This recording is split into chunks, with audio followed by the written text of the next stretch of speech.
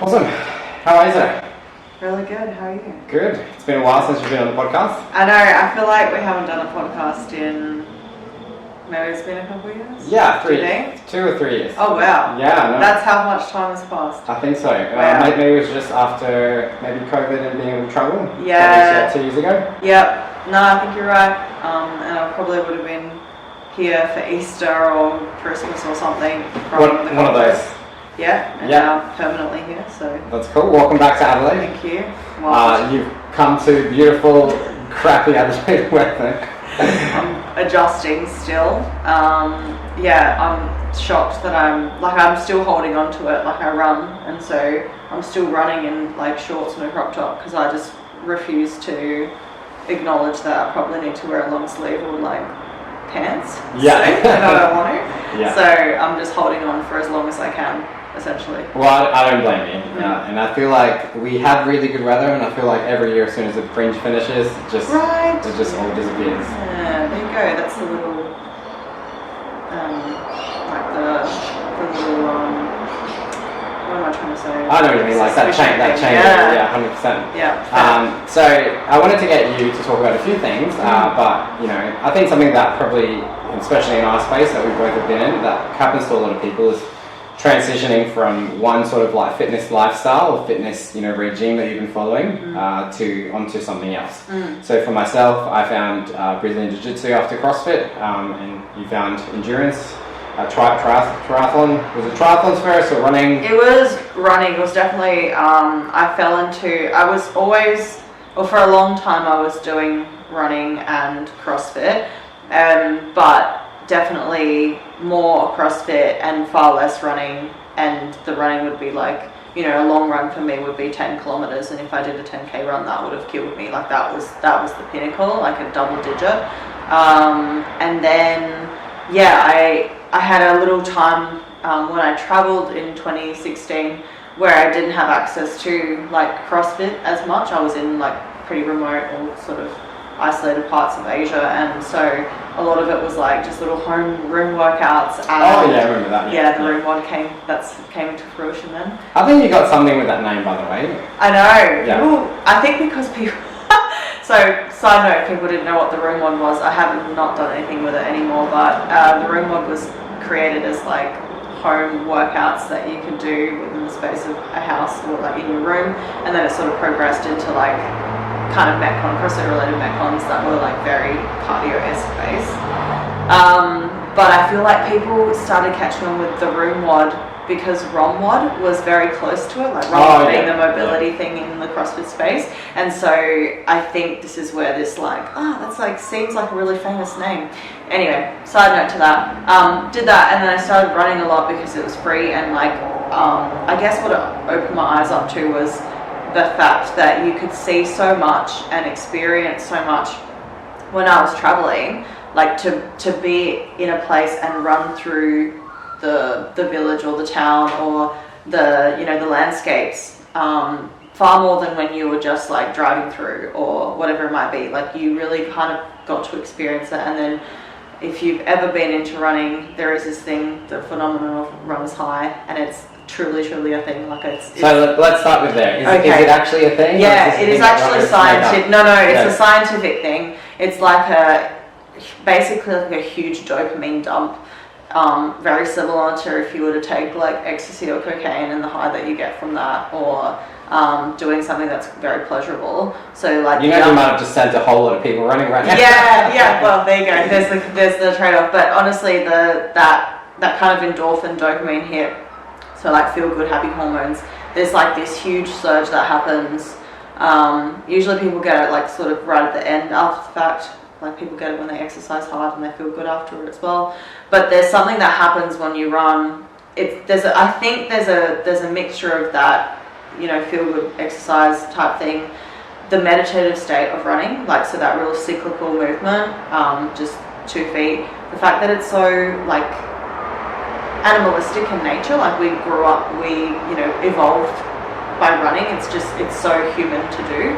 and the fact that you get so much like fresh oxygen at the same time you're in nature, usually there's some sun, so you get like all of these compounds, I think, and like you'll experience it. Sometimes you get it when you're in like kind of, you get into this zone, in this runner's mode, and then you kind of hit this like runner's high during.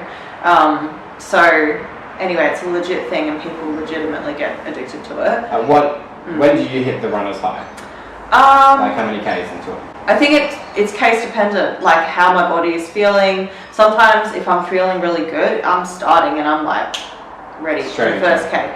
Sometimes it takes me, like if it was a long run, it could take me halfway before I even feel like I'm actually settling into a groove. Yeah, it's so dependent, and I think that's what's really cool about running as well. Like you sort of don't know until it gives you so much, I guess, I feel like running gives you so much biofeedback about how your body's feeling based on your stress, your sleep, your nutrition, like previous workouts, just any niggles that will show up when you start running. You'll just notice them. So I think that like, yeah, it's super case dependent. I don't know every day, and I kind of go by feel. Yeah, for sure. Run. I know that for myself, I've felt it around, generally after a 5K. Yeah. But then I feel the run is low, so I crash a lot of the time. Probably similar to that stage that you were saying earlier for yourself, like around the 10K mark. Like sometimes I'll recover from there, but I like pretty much.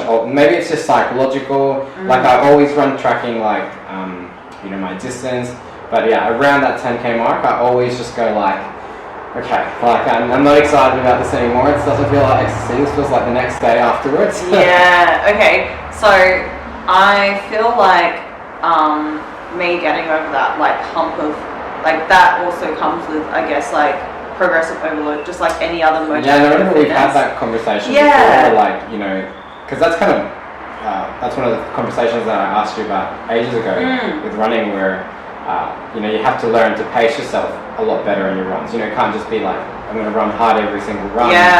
Because otherwise, you don't make progress because you're not actually overloading it the right way, right? That's right, and you almost like, your Garmin says you're overreaching, basically. Your heart rate is high for too long, that you're not actually, it's like diminishing returns on that run. And if it's every single run, then you're not actually working at like an aerobic level, which essentially is what running should be. Now I have a really good question for you, because to people who don't know, like CrossFit, it's always like go hard or go home. And how do you go from changing that mentality of having, I'm going to go hard versus I'm going to go steady, which is very different? Yeah. Look, thankfully, I feel like I've always been, even as a CrossFit athlete, I've always been really good at pacing. So if there was a workout where you had to have like consistent rounds for time, or you could base it, I was pretty good at like being quite spot on in the sense of like being able to be even across the board. Or like, for example, I always make the joke of like, I'd rather do Murph Murph is a very long workout versus Fran, which is a very, very short workout. Like I've just always been a little bit more inclined with the endurance stuff anyway, versus go hard power output type CrossFit event. So I think already I'm coming into it a little bit better off than say someone that's like very power output, very go hard from the get-go. But it did take some time, because I did start, when I started running and I was running alongside CrossFit, it was like, you run as hard as you can, don't be weak. Like every single time you should be trying to beat your pace or trying to beat your time. Like almost like every run became a competition, and it took away, I think I realized that it took away a lot of the fun of running. Like it's supposed to be enjoyable, and I kept seeing all this info about being like, you should run your long run slow, and you should feel comfortable, you should be able to talk through it, you should be able to breathe, you should be able to enjoy the sights. I'm like, I'm looking down and like cannot stop, like I'm dying here, and none of it is enjoyable. I do it and I feel accomplished at the end, but none of it felt enjoyable. So I kind of was looking into it, the more I dived into the research, and I was like, I don't get it. Why are they saying run slow to run fast? Yeah, but that's how you actually build that big aerobic base. Right. So then as I started, I was like, okay, well, I'll test this out. And before you know it, it was like I was getting injured less, far less injuries, far more enjoyable. I guess a huge one was just letting go of ego. Like that was a big one. Like whatever it says, like the time it says on Strava, like that's irrelevant, right? You should really be going by feel, especially if they're supposed to be aerobic based runs. So that was a big one. I think just learning more and knowing what the whys really changed my thought patterns around it. Something that, and I'd be interested in knowing your thoughts on this as a psychologist, like, I think quite often we'll go into a new discipline, and, you know, we live in a world where, you know, you can ask an app like, you know, ChatGPT for things, and it gives you the answer to pretty much most things, but as humans, sometimes we go like, nah, I think I know better. You know, why does that sometimes happen? Like, you know, like all information is out there about endurance training, like, it's pretty, that's why sometimes I find when people are like, I don't want to say dumb, but sometimes dumb people go further sometimes because they just like will go by the book on things, as opposed to people who maybe can be really intellectual and just like will be over analyzing, over critical. Like I see this at jiu-jitsu all the time. I was helping somebody yesterday with a choke called the North-South, and they just kept asking like, no, like what do you do like a little bit different here? And I'm like, look, I've told you the thing, like you just need to go practice it now. And like I've said that to some people and they just haven't, they've just trusted it and they can do it really well, versus some people who maybe nitpick, think about it a lot. So what are your thoughts on that? A few things come up when you say that. I suppose I feel like you've had this conversation a lot over your social media as well as a PT about like you can read all the books in the world about dieting or exercise. You can't read about push-ups, you know, I love that. Like you just can't read about it. Actually like, you have to just do them. And so it's kind of the same, right? There's people that will spend a lot of time over-analysing and reading up and if you were to look at stages of change, perhaps they're like sort of stuck in this pre-contemplation and there's this fear that's holding them back from trying. I think a lot of people, especially as adults, we struggle with the concept of being a beginner or being new and having to be someone, like go into a situation where we may be the loser or the person that comes last or the person that's the beginner essentially. And I think what's really been, for me personally, what's been really I guess eye-opening and really like life transformative is over the past, I'm going to say the last 6-7 years, I feel like I've been able to just accept and want to become the beginner, like become coachable, and it's just opened my eyes up to so much more. Like I've just learned so much from people that know better and like allowed that to be the case. And I think a lot of things, people are held back a lot by fear and this, I guess, need to keep an image of themselves, of whatever it might be. So those really overcritical, over-analyzers are like my self-perception, what will people perceive of me if I can't do this? So that's really interesting. So it comes down to a lot more about just how that person is able to view themselves or let go of their own image. You know, so some people who don't overanalyze don't hold their own image as strongly kind of within themselves. Yeah, or they don't really have a huge value attached to how people perceive them, or maybe don't make that connection, whereas someone that might be like super over analytical may also think, if I'm over analytical about this certain, like, you know, have to read up about all of this stuff, then other people will also be super over analytical when I try and do that thing and I don't get it right. You know, people analyze it, and I know I'm going to be critical. So. I had this conversation with someone literally this morning about social media and how we present ourselves there. I was talking, like, it's almost been a year since I've decided to post almost 3 videos every day, like every day of this past year, right? And I've learned a lot from doing that. And I was talking to somebody about how, you know, it just takes a lot of reps to figure out what works, what doesn't, like, you know, something silly as content creation might be. And I was saying, like, so many people spend so much time thinking, like, oh, how will people think of me or whatever. And the truth is, like, I think a lot of the time you have to just realize that, like, we're just not as important in front of other people as we think we are. And most of the time no one's paying attention. Like, you have to just, do you know what I mean? Like, quite often people don't pay attention unless you've done something extraordinary. That's it. But in our own head, we feel like there's an audience at all times, like just waiting for a slip up, waiting for a thing. Yeah, you just define spotlight effect, but Okay. it's actually a psychological Okay, so what's spotlight effect is exactly what you just said. So we overemphasize how important we are to the rest of the world, and that sounds so terrible, doesn't it? But I think that's how we are perceived by the world. We feel like everyone is watching and everyone is criticizing, or everyone is looking at every single move that we make, and if we take a step wrong, everyone has noticed it. But chances are, like, nobody has a few people that do care, probably close ones to you, or if they did really care, then like, wow, like they're probably your best like followers, right? People that I think such a good example of this is, you know, let's take somebody in the mainstream like The Rock, for example, right? When you think of The Rock, what do you think of? I think of, fame, strong, like, you know.